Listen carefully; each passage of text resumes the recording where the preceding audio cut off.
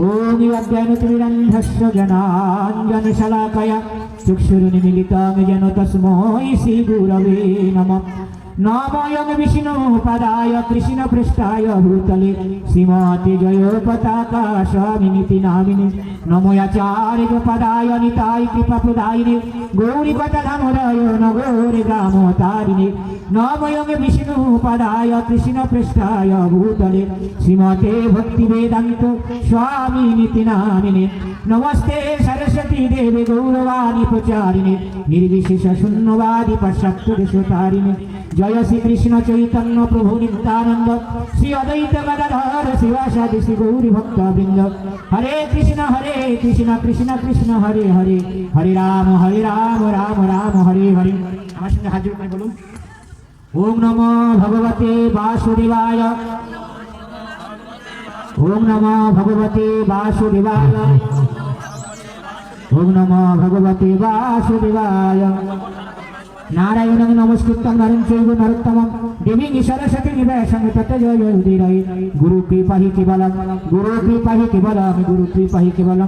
हरे कृष्ण श्री भक्तबृंद भागवत कथार प्रारम्भे आपनादेर सकलेर श्री चरणे आमार दंडवत प्रति निवेदन करी एवं कलिर पावन अवतार गौरांग सुंदर श्री चैतन्य महाप्रभु तानार अहेतुकी कृपा प्रार्थना करी। भागवत कथार अर्थ भयकार गत भागवत भयते की गयते की बते की गयते की भयते भक्ति भयते की है भक्ति भय भक्ति गयते ज्ञान बयते वैराग्य गयते त्याग। এই ভক্তি জ্ঞান বৈরাগ্য ত্যাগ এই চারটে যদি থাকে তবে সে ভাগবতকে হৃদয়ঙ্গম করতে পারে। ভাগবত আসর কোথায় বসেছিল? ভাগবতের আসর আমাদের ভারতবর্ষের মধ্যে নৈমিষারণ্যে বসেছিল। কোন পরিস্থিতিতে না পাণ্ডবদের বংশধর পরীক্ষিত মহারাজ, যিনি পাণ্ডবদের কি হয় পরীক্ষিত মহারাজ পাণ্ডবদের নাতি অর্জুনের নাতি। তা পরীক্ষিত মহারাজ তিনি বনের মধ্যে মৃগয়া করতে গিয়েছিলেন। পরীক্ষিত মহারাজ একজন ধার্মিক রাজা ছিলেন, শশাগরা পৃথিবীর একজন ধার্মিক রাজা। পরীক্ষিত মহারাজের রাজত্বকালে কলি প্রবেশ করেছিল কিন্তু প্রভাব বিস্তার করতে পারে। কেন না কলি ফাঁক খোঁজে, যেখানে দোষ থাকবে সেখানে কলি প্রবেশ করে। কোন কোন জায়গায় কলি থাকে? এই যে কলি যুগে আমরা বাস করছি, কলি হলো একটা অধার্মিক। এই কলি হলো সেই দুর্যোধন, যে দুর্যোধন তার জ্ঞাতি ভাইদের প্রতি সবসময় হিংসা করেছিল, তাই না? যে দুর্যোধন তার জ্ঞাতি ভাইদের আগুনে পুড়িয়ে মারার চেষ্টা করেছিল, বিষ খাইয়ে মেরে ফেলে দেওয়ার চেষ্টা করেছিল, পেরেছিল কি? কেন পারেনি? কেন পারেনি না পাণ্ডবদের পক্ষে ধর্ম ছিল, স্বয়ং ধর্ম হলো ভগবান কৃষ্ণ। কৃষ্ণ ছিল তাদের পরম বন্ধু।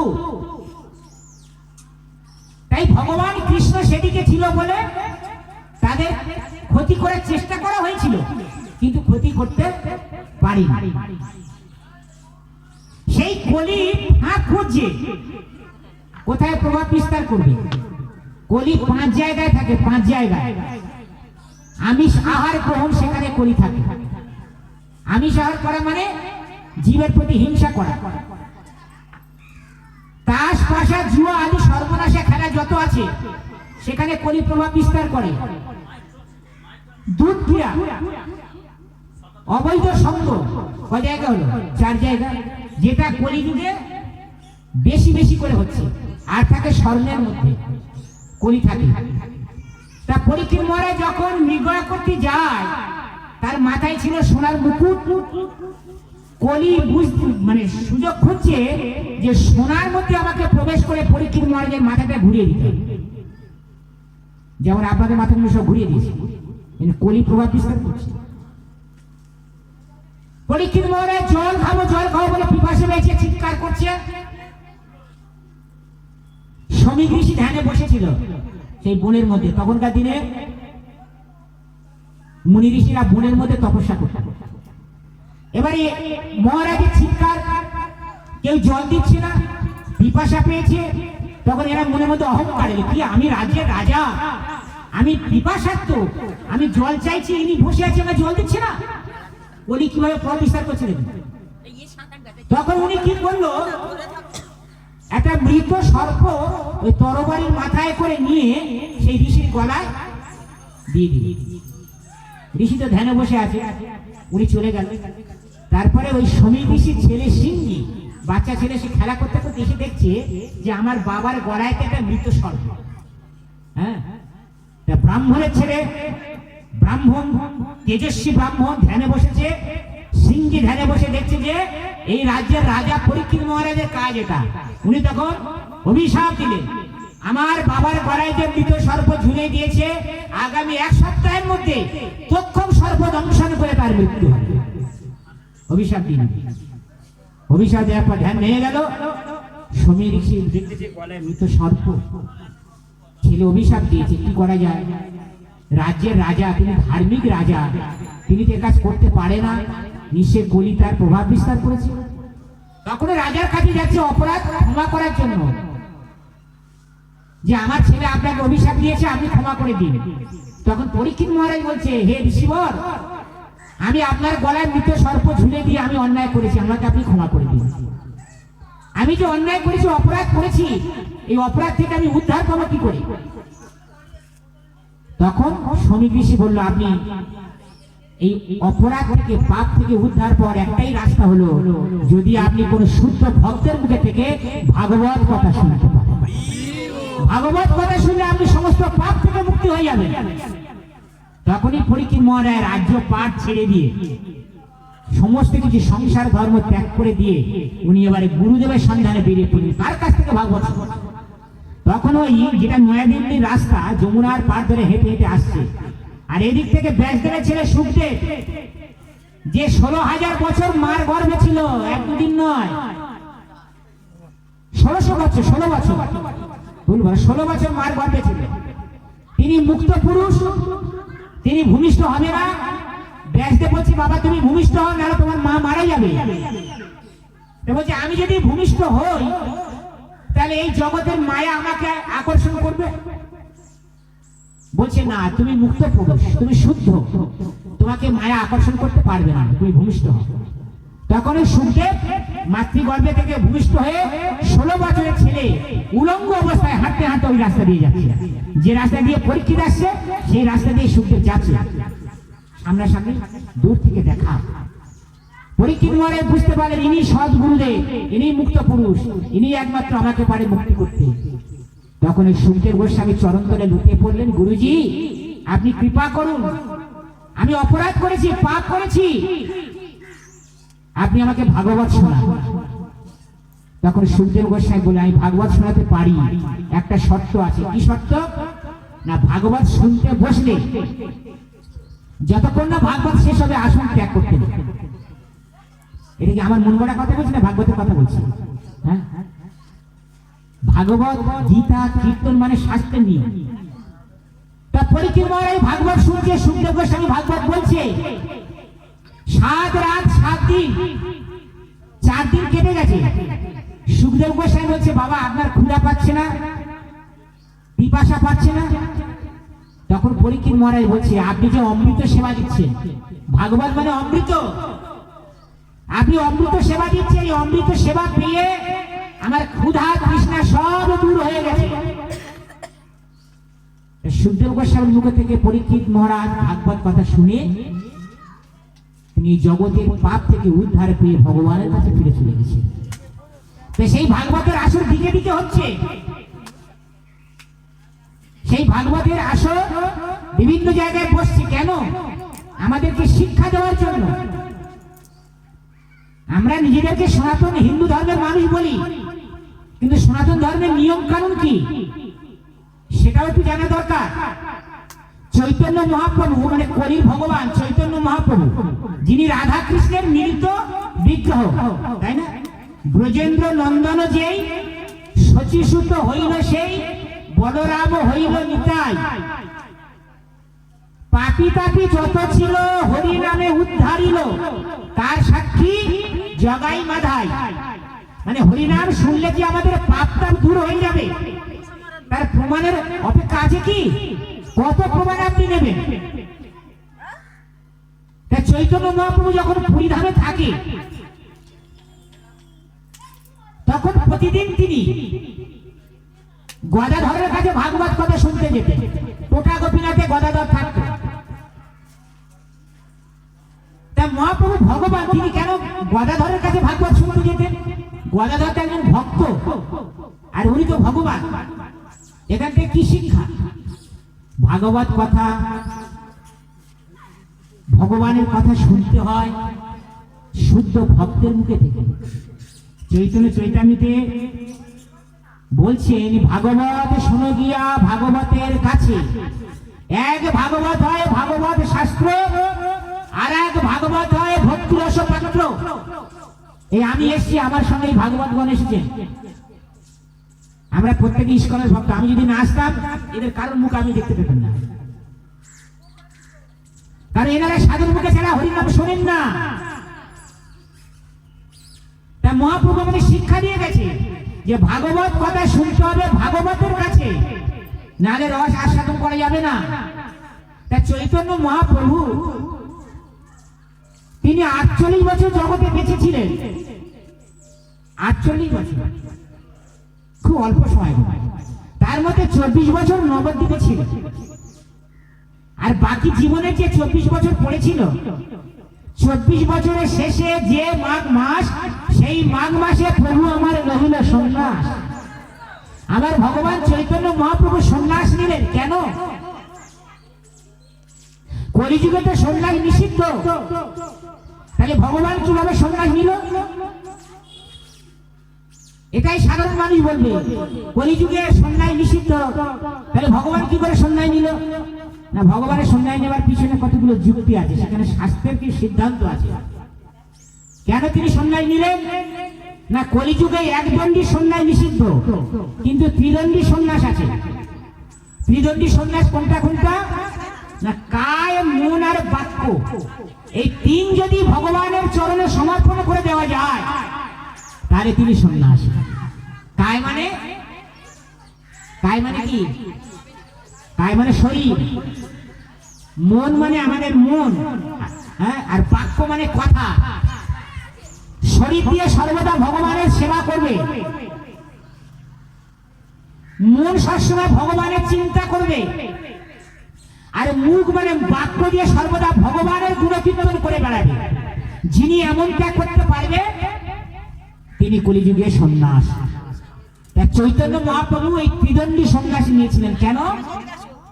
না, মহাপ্রভু চিন্তা করলেন সাধারণ মানুষ যত আছে, এই সাধারণ মানুষদেরকে আকর্ষণ করতে গেলে ব্রহ্মচারী বা সন্ন্যাসী এরা এদেরকে বেশি করে আকর্ষণ করতে পারে।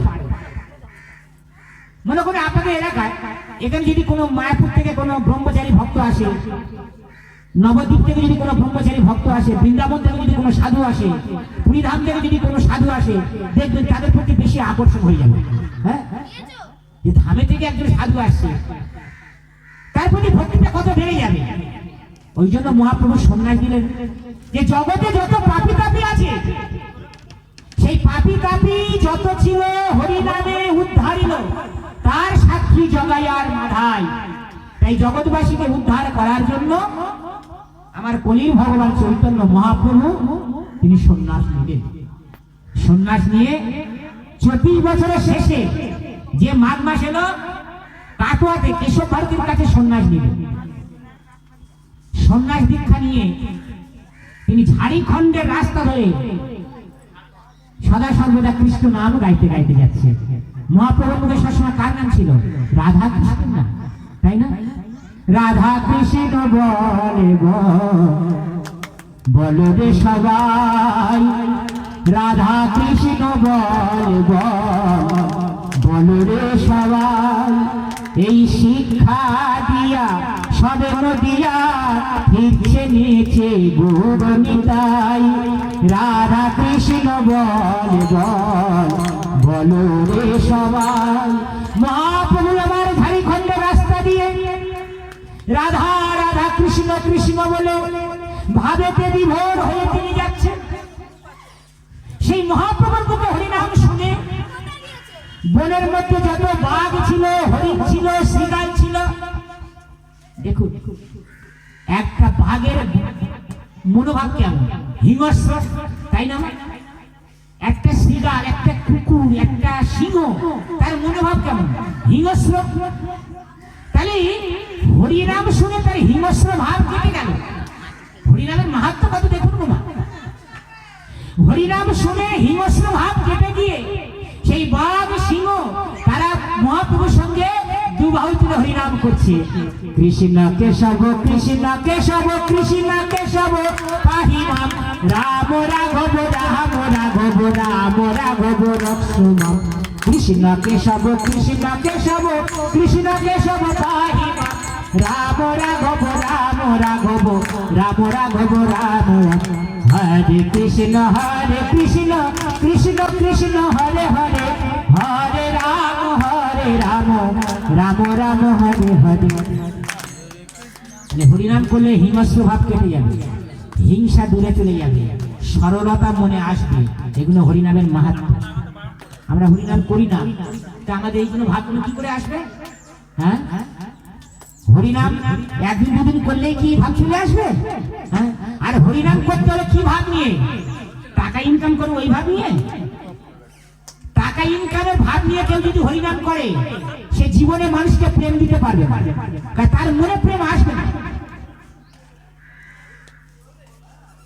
ভগবানের সেবা করব, মানুষের সেবা করব, এই মনোভাব নিয়ে হরিনাম করতে হবে, এই মনোভাব নিয়ে কীর্তন করতে হবে। যে পৃথিবীতে মনুষ্য জন্ম নেওয়ার তার সার্থকতা কোথায়? এই পুণ্যভূমি ভারতবর্ষে জন্ম হলো যার, জন্ম সার্থক করে করো পরম উপকার।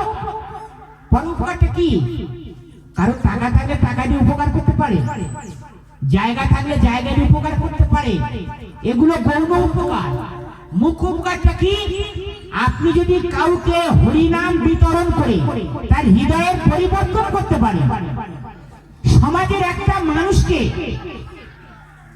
শুদ্ধ ভাগবত শিক্ষা দিয়ে তাকে যদি ভগবানের চরণে সমর্পণ করে দিয়ে ভক্তে পরিণত করতে পারেন, ওটাই আপনার জীবনের সবচেয়ে বড় উপকার। আর আমরা সেটাই করি, আমরা সেটাই করি বলে মানুষের শুদ্ধিকরণে করার চেষ্টা করি। আমিও নিজে কথা বলি, কীর্তন করি, সারা পশ্চিমবঙ্গে বিভিন্ন জেলায় কীর্তন করি, কিন্তু আমি কীর্তন করার আগে মানুষকে বলি না আমার এত হাজার টাকা দিতে হবে। আমার মনোভাবটা কি? সেবার মনোভাব, আর সেটা প্রত্যেকেরই হওয়া উচিত। তাই চৈতন্য মহাপ্রভু শিক্ষা এটা, যে মহাপ্রভু জীবনে 12 বছর নবদ্বীপে ছিলেন, এই 24 বছর নবদ্বীপে ছিলেন, বাকি জীবনে 24 বছর উনি সারা ভারতবর্ষ ভ্রমণ করেছিলেন। আর একান্ত গম্ভীরাতে, যারা পুরী ধামে গিয়েছেন, জানি না কারা গেছেন এখানে, আমার সময়টা খুব কম, নাহলে যদি ঘন্টা 2 সময় আমাকে দিতেন তাহলে আমি অনেক কিছু খুলে বলতে পারতাম। পুরী ধামে গিয়েছিলেন, গম্ভীরাতে দেখেছেন, গম্ভীরাতে মহাপ্রভু একান্ত ভাবে থাকতেন, ওখানে রাধা কৃষ্ণের নিয়ে তার রস আস্বাদন করতেন। সেই মহাপ্রভু বলছে, ওরে কলির জীব, কলির মানুষ তারা সর্বদা কলহময়, মানে ঝগড়া ঝাঁটি অশান্তিতে সদা সর্বদা। তাই কলির মানুষ সত্য যুগের মধ্যে ধ্যান করতে পারবে না, তাই কলির মানুষ সহজে উদ্ধার পাবে কি করে? তাই না? ভগবান চিন্তা করছে যে কলির মানুষকে তো উদ্ধার করতে হবে, তাই মহাপ্রভু একটা সহজ উপায় বার করলেন। সে সহজ উপায়টা কি না? সহজ উপায়টা হলো, কিবা শয়নে, কিবা স্বপনে, কিবা নিশি জাগরণে অহর্নিশি কৃষ্ণ নামে বলহে বদন। ওরে কলির জীব, তোমরা যদি সকালবেলা ঘুম থেকে উঠে একবার হরে কৃষ্ণ নাম বলো, রাত্রে ঘুমোতে যাওয়ার আগে একবার হরে কৃষ্ণ নাম বলো, আর মনটাকে আমার চরণে সঁপে দাও। মন বলো দুষ্টু বোমা, ক্ষণিকের মধ্যে মন সারা ব্রহ্মাণ্ড ঘুরবে। মনটা সর্বদা ভগবানের চিন্তা করতে হবে। হবে। তাই ভগবান বলছেন গীতায়তে, কৃষ্ণ অর্জুনকে বলছেন, অর্জুন মনমনা ভব মদ ভক্ত মজ্জাজি মাং নমস্কুরি। মনমনা ভব মানে তুমি সর্বদা আমার কথা ভাবো। আর আমাদের সনাতন ধর্মের মানুষ কি বলে, আমাদের ভাবার টাইম আছে। টাইমটা কোথায় দিচ্ছ? 24 ঘন্টা তো ভগবান টাইম দিয়েছে, 24 ঘন্টা তো টাইম দিয়েছে। চাকরি করো, ঠিক আছে, আসা যাওয়ায় না 8 ঘন্টা অফিসে থাকো, আসা যাওয়ায় আরো 2-4 ঘন্টা যাক, 12 ঘন্টা ছেড়ে দিলাম, বাকি তো 12 ঘন্টা পড়ে আছে। বাকি 12 ঘন্টার মধ্যে 8 ঘন্টা ঘুমাও, 4 ঘন্টা তো পড়ে আছে, 4 ঘন্টা হরিনাম করা যায় না? করা যায়। আমাদের মন যদি আমরা স্থির করি করা যায়। আদৌ মনটা চায় না, আমাদের মনটা বড় চঞ্চল।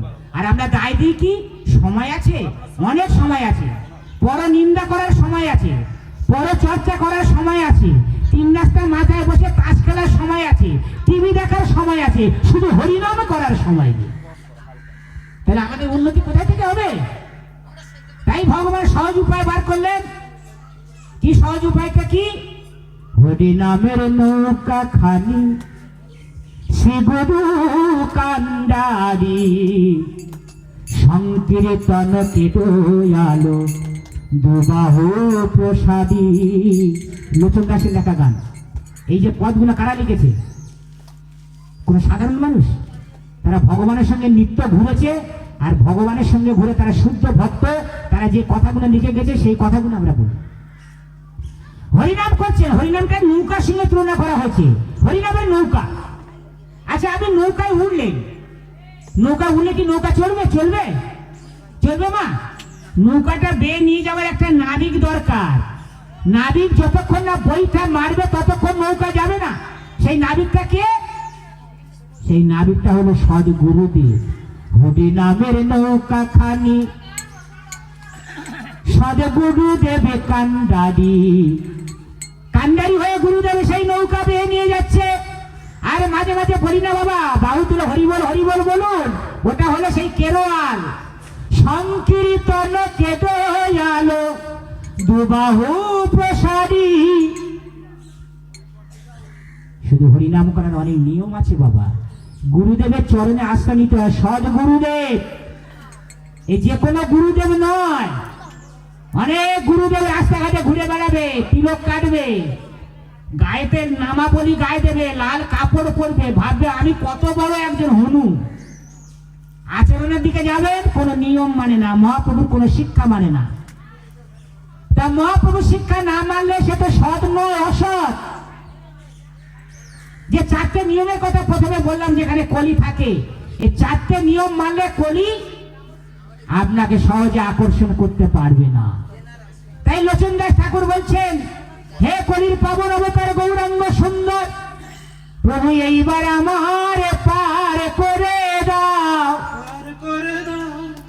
আমার কি পার করবে? আপনার তো সামনে নদী নদী কিছু আছে? আছে, আমরা দেখতে পাচ্ছি না।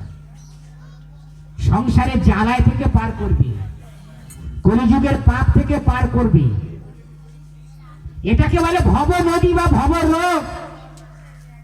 এই ভব সাগর পার করে দিতে পারে একমাত্র ভগবান আর ভগবানের শুদ্ধ ভক্তরা। তাই লোচন দাস ঠাকুর কেঁদে কেঁদে বলছে, প্রভু এইবার আমার পার করে দাও।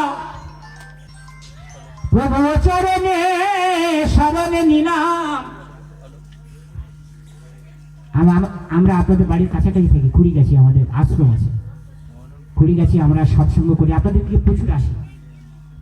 যাদের সৎসঙ্গ করার মানসিকতা থাকবে, যাদের কিছু নিয়ম জানার ইচ্ছে থাকবে, আমাদের সঙ্গে যোগাযোগ করবে।